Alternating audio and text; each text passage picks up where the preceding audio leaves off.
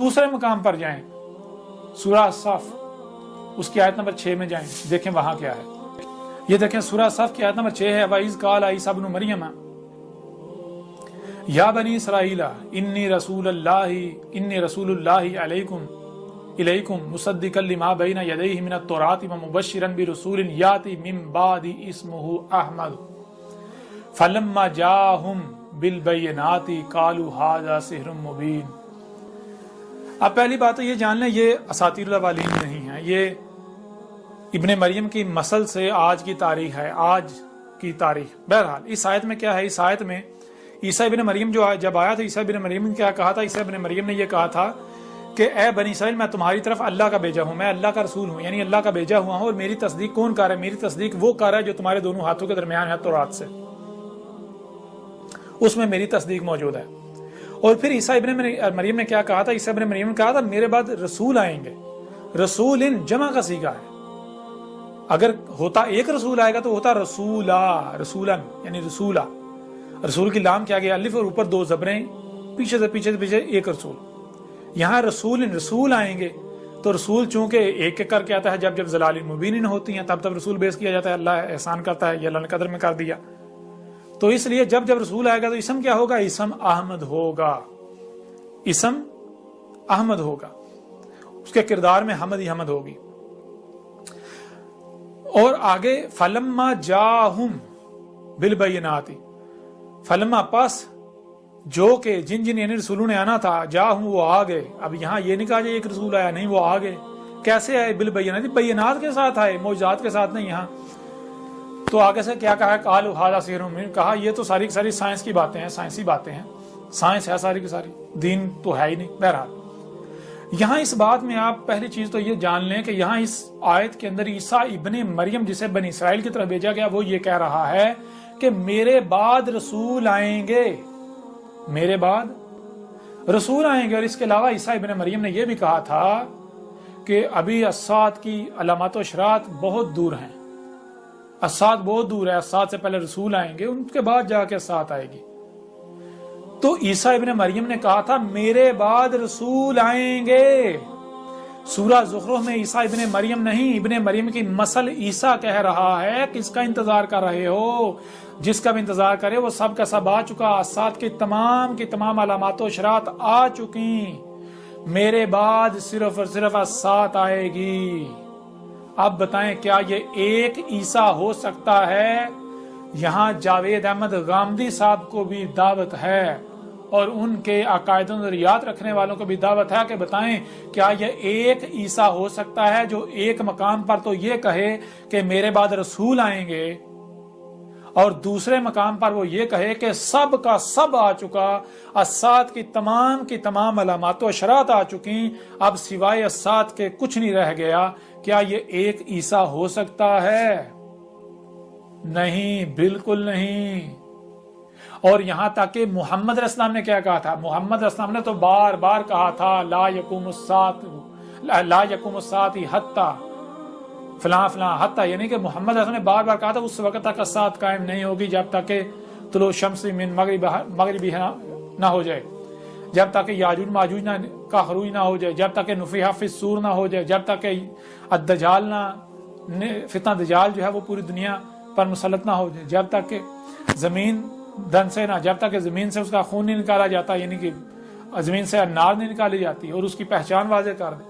محمد علیہ السلام نے تو بتایا تھا کہ الساعۃ کی یہ علامات و اشراط ہے، جب تک یہ نہیں آتی تب تک الساعۃ نہیں آئے گی۔ اور یہاں جو عیسیٰ ہے وہ یہ کہہ رہا ہے کہ اس کا انتظار کرے، سب کا سب آ چکا، سوائے الساعۃ کے کچھ نہیں رہ گیا۔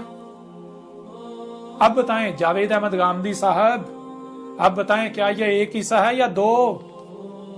اندھوں کو نظر آ رہا ہے دو عیسیٰ ہیں، اور آج تک کسی کو نظر آئے نہیں، دوسرا عیسیٰ نظر آیا نہیں آیا۔ کیوں کہ اسی کو گیا او یحدث لہم ذکرا، کہ یہ قرآن اور کیا ہے، جب جب جیسے ایسے واقعہ ہو رہا ہے، حادثہ ہو رہا ہے، جب حادثہ ہوگا تو اس وقت یہ قرآن یاد دلائے گا یہ تھا وہ حادثہ جس کی قرآن کے نزول کے وقت ان آیات کی صورت میں تاریخ اتار دی گئی تھی۔ جب تک حادثہ ہونا نہیں تب تک قرآن کی آیات بیان ہو ہی نہیں سکتی۔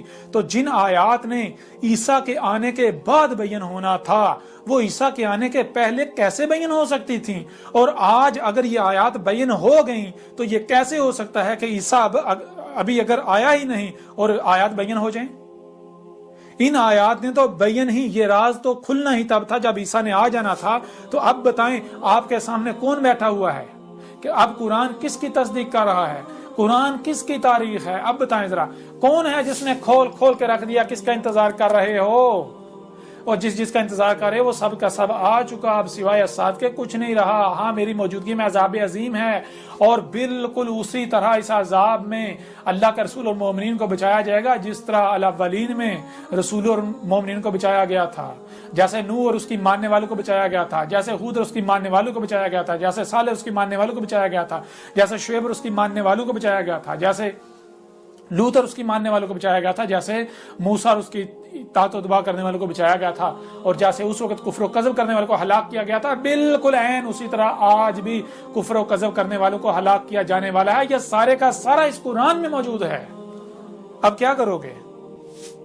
غامدی صاحب آج آپ کے اوپر یہ ذمہ داری ہے، اور وہ تمام کے تمام جو خود کو علماء کہلواتے ہیں، جن کو قرآن میں نبیین کہا گیا ہے، ان کے اوپر یہ ذمہ داری ہے کہ وہ اپنے عہد کو یاد کریں جو انہوں نے اپنے رب سے عہد کیا تھا جب انہوں نے یہ فیلڈ اختیار کی تھی، انسانیت کی رہنمائی کی ذمہ داری کو اٹھانے کا دعویٰ کیا تھا۔ یاد کریں اپنی جوانی یا جب آپ نے یہ سفر شروع کیا تھا کہ آپ نے یہ کہا تھا کہ ہم لوگوں کو گمراہ کریں گے، کہ آپ نے یہ کہا تھا کہ ہم باطل کا ساتھ دیں گے، یا آپ نے یہ کہا تھا، آپ نے یہ وعدہ کیا تھا، یہ اقرار کیا تھا کہ ہم یہ دین سیکھ کے، کتابوں سے سیکھ کے لوگوں کی رہنمائی کریں گے، ہم حق کا ساتھ دیں گے۔ تو لو آج حق آ گیا، آج حق آ گیا۔ اگر آج بھی تم لوگ حق کا ساتھ نہیں دیتے اور تم اپنے اس وعدے سے پھر جاتے ہو تو جان لو اللہ الغنی ہے، اللہ کا کچھ نقصان نہیں کر پاؤ گے، الٹا تم لوگ خسارے میں رہو گے۔ غامدی صاحب اب بتائیں حق کیا ہے لوگوں کے اوپر؟ اگر آپ دنیا اور آخرت میں فلاح چاہتے ہیں تو جان لیں حق کی گواہی دے دیں، اور ایسے باقی جتنے بھی ہیں اگر وہ دنیا اور آخرت میں فلاح چاہتے ہیں تو وہ حق کی گواہی دے دیں، لوگوں کو بتائیں اے لوگو یہ حق ہے، یہ اللہ کا وہی رسول احمد عیسیٰ ہے، البینات کے ساتھ آیا ہے جس کا تم لوگ انتظار کر رہے تھے۔ اس کا کفر و کذب کرو گے تو ہلاک ہو جاؤ گے، بالکل اس طرح جیسے اس سے پہلے نوح کا کذب کرنے سے قوم نوح ہلاک ہوئی تھی، جیسے ہود کا کذب کرنے سے قوم عاد ہلاک ہوئی تھی، جیسے صالح کا کذب کرنے سے قوم سمود ہلاک ہوئی تھی، جیسے شعیب کا کذب کرنے سے قوم مدین ہلاک ہوئی تھی، جیسے آل فرعون ہلاک ہوئے تھے۔